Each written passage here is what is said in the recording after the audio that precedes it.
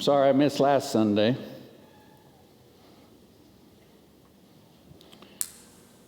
We had an issue with pride, the 12 arguing who was the greatest. I think we have a little issue with pride here as well. John, like Joshua, trying to prevent someone from casting out demons. Can you imagine me running across the street to the Methodist church and stop? You don't follow us. We do possess the truth, but we don't have a monopoly on God.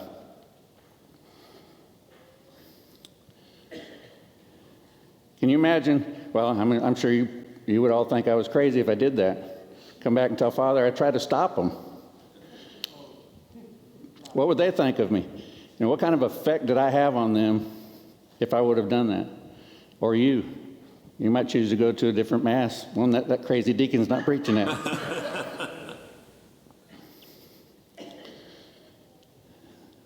I think the biggest lesson here is, where are we focused? There's, especially in today's time with masks or vaccines, do we look with disdain at people that aren't wearing masks, or vice versa? Do we make people that are wearing masks feel uncomfortable? Same with the vaccine. You're not going to get a vaccine, well, you don't care about me.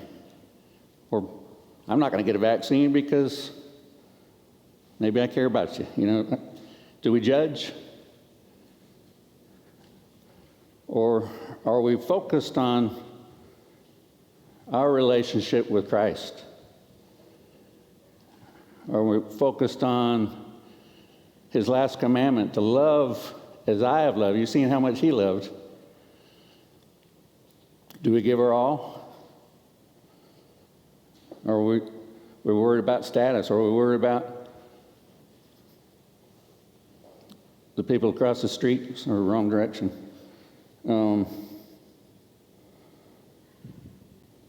Not being Catholic. We could pray for them. Anyone that's not in communion with the full communion with the church and who can't receive the body, blood, soul, and divinity of Christ should be in our prayers. That's where our heart should be, though. To love as Jesus loved. We live in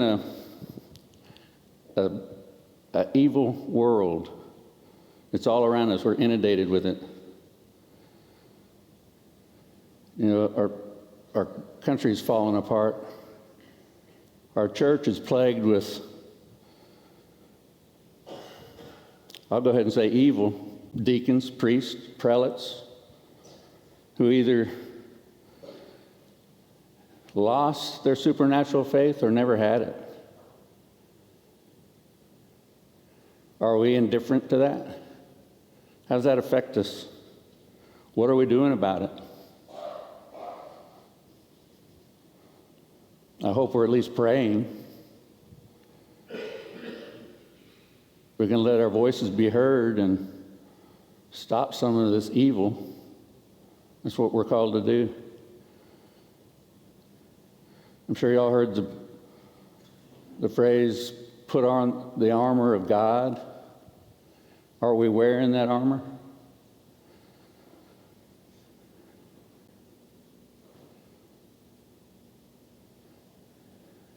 That should be something we ask ourselves constantly. Examine our conscience at night before we go to bed. Strive to be better than we were yesterday, tomorrow.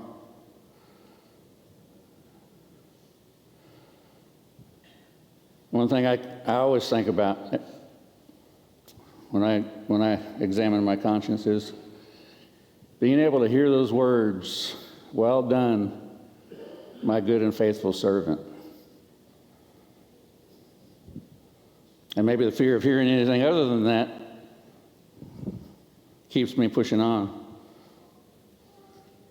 Keep that armor on and constantly prepare for the battle to which we're in. We're in a battle.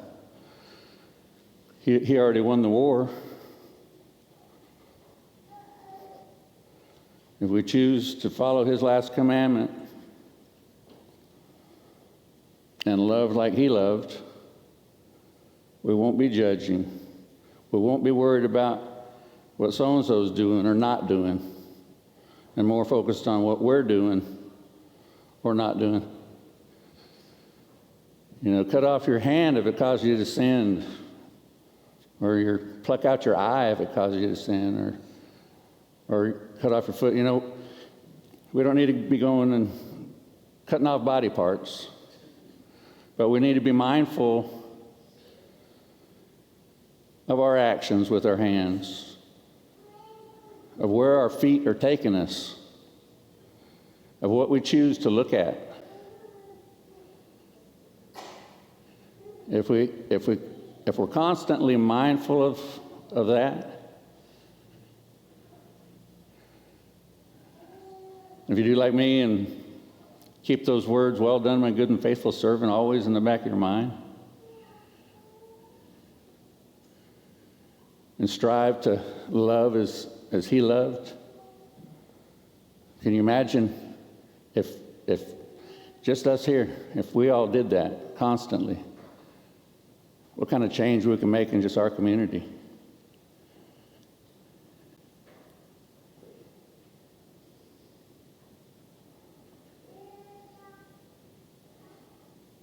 I don't know the words that could stress it more. You know, I'm always talking about knowing and understanding sacred scripture.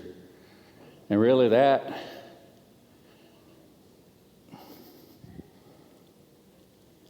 is the cornerstone of the armor of God. I've said it before, you can't love what you don't know. Know sacred scripture, study it. You can't figure something out, ask questions. But know him so you can love like he loved. And then you can wear your armor and focused on him.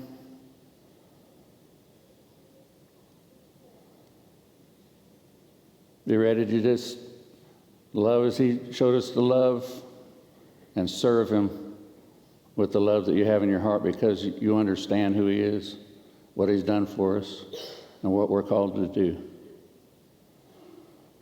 God bless.